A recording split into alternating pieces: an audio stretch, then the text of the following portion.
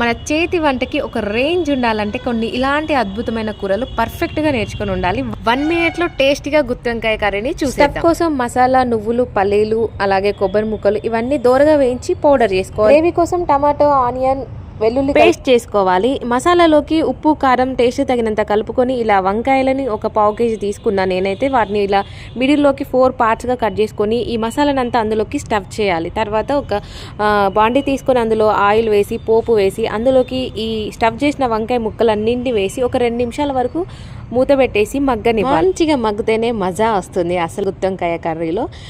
కొందరేమో first gravy చేసి అందులో వంకాయలు వేస్తుంటారు. అట్లా కాకుండా ఇట్లా ఫస్ట్ పోపులో వంకాయలు వేసి అవి మగ్గిన తర్వాతనే మనం తయారు చేసుకున్న మసాలా పేస్ట్ అదంతా వేసి ఉప్పు, కారం టేస్ట్కి తగినంతగా వేసుకొని అలా ఒక 5 నిమిషాలు మగ్గిన తర్వాత కొన్ని వాటర్ వేసుకొని మరో 5 నిమిషాలు ఉడికించుకొని లాస్ట్లో కొత్తిమీరతో గార్నిష్ చేసుకొని సర్వ్ చేసుకుంటే అద్దరహో అంటారు.